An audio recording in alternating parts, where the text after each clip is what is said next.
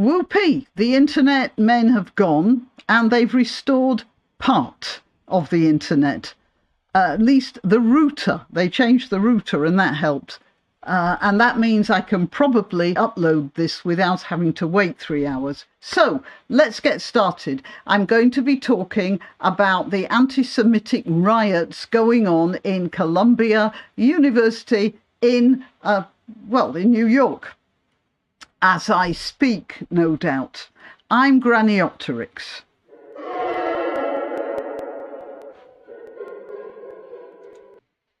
So, this chap here, he's quite openly Jewish, as the London policeman put it. You are quite openly Jewish.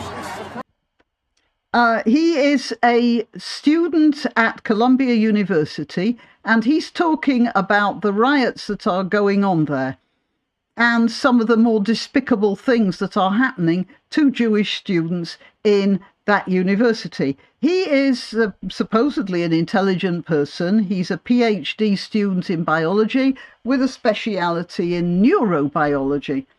But for all that he has all this intelligence, he's coming out with the most ridiculous, stupid things any person could possibly come out with.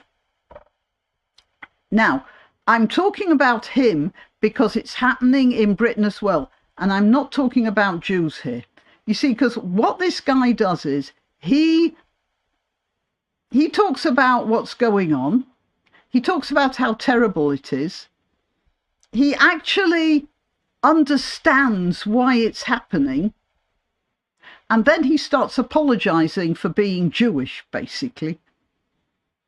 And what we're doing in Britain is we're talking about just generally the criticisms we get to British culture, and then we excuse ourselves for putting up Union flags or for colonialism. And we have people in museums and art galleries changing things because they're embarrassed about Britishness.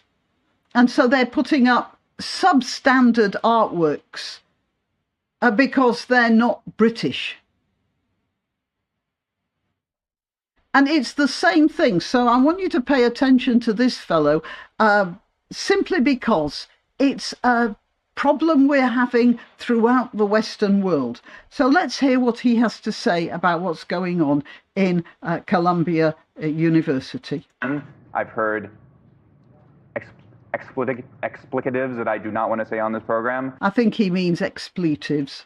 I've heard gas the Jews, and then I've seen these same things that you've seen, that we should... Yeah, Count Dankula was threatened with jail for that. It doesn't look like any of these... It looks like these guys got away with it. There's your answer, Count Dankula. Go in a big crowd and you'll be all right. Make a joke on your own about the big crowds and you're in trouble. Be the next targets of Hamas and their terrorist brigades. How long has this been going on? Okay, so these are Jewish students, American citizens in America, being threatened with what happened in Israel, thousands of miles away. Going on. There have been protests on campus for the last 6 months since October 7th, the day that I will remember for the rest of my life. The rhetoric for many months was from the river to the sea. Mm-hmm. I don't like hearing that. I think it's a hateful thing to say. I would much rather them say that than what I've been hearing so far since. So you've seen a... Okay, so now they were saying theoretically genocidal stuff before, and now they're making actual direct threats. He is saying, well, I wish they'd go back to the theoretically genocidal. I tell you, the man's an idiot. It starts with the theoretically genocidal, and then it progresses. There is no other route for it to take when you have genocide in your mind. Okay, let's... Definite escalation in both the nasty rhetoric, the awful threats, the violence. And I'm sorry, what I didn't do was point out that it was theoretically genocidal for Jews in America, river to the sea, and now it's directly genocidal, or you are targeted for Hamas next. But as I say, it's the same in Britain. Just because you give way on a small thing, it never just stops with the theoretical. Okay, let's go on. Of it all. Yes, it's moved from being just verbal to physical. This all started about a week ago when our president, Manu Shafiq, spoke in front of Congress to talk about anti-Semitism on our campus. I actually had the privilege of going to that hearing. 20 Jewish students went. It was very, very amazing to be able to represent the Jewish community. So pathetically grateful. Ridiculous man. At our university.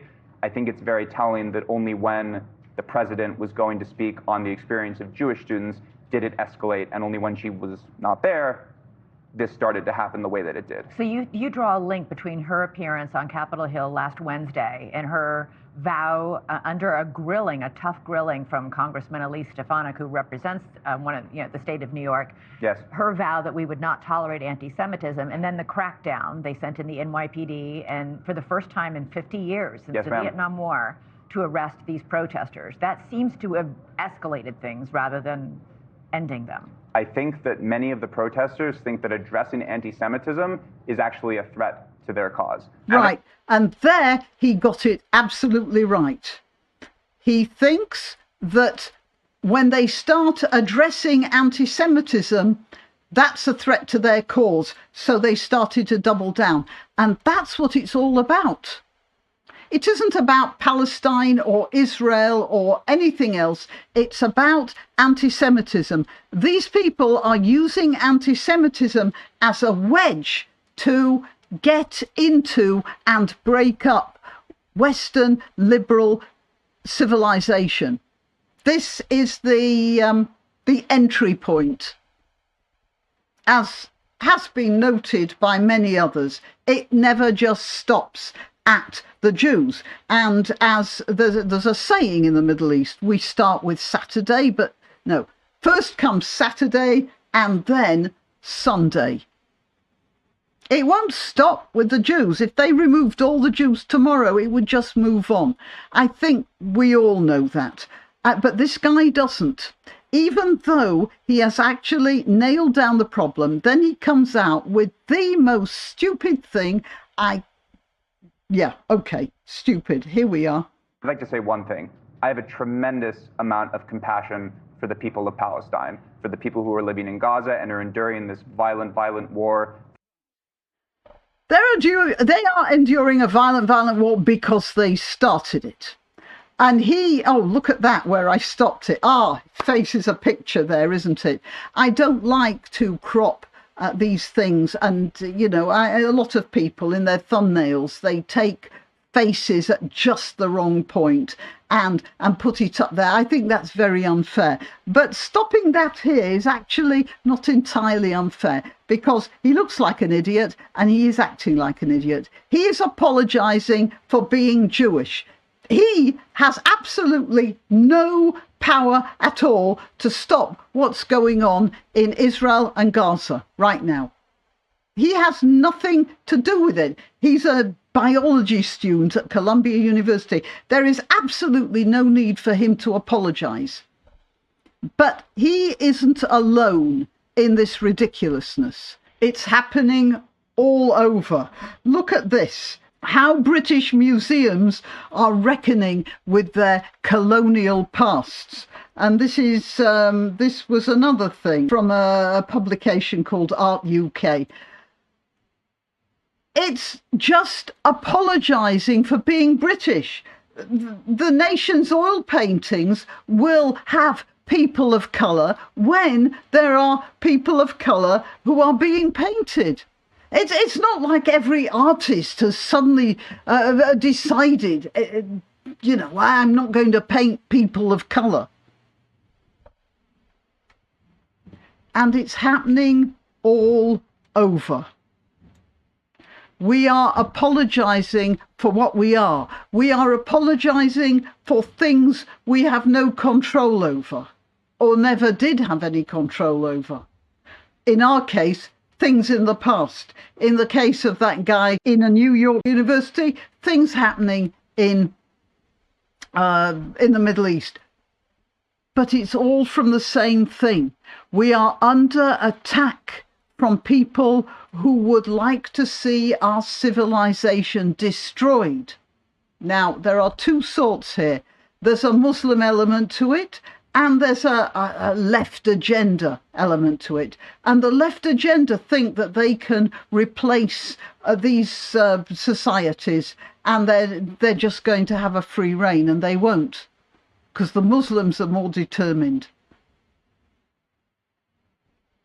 And the only answer is not to apologise, to glory in our history with its mistakes and with its achievements, because our society here in the West, and I'm including Australasia, we have done more for the world than any society has ever done before.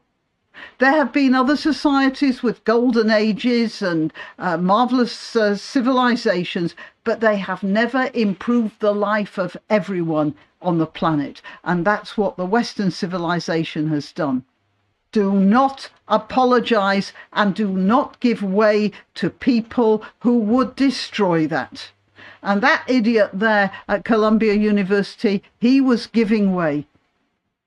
And these people writing nonsense in art magazines, they're giving way. I don't know why, but they're being just as idiotic at that as that fellow at Columbia. All right, till next time. Why not treat yourself or a favoured relative or friend to these magnificent examples of merch? The mugs and t-shirts come in the Graniopteryx design or Grambo, with a firearm or the more deadly knitting needles. Go to www.graniopteryx.com and whatever platform you're watching this on, please click like, subscribe and share.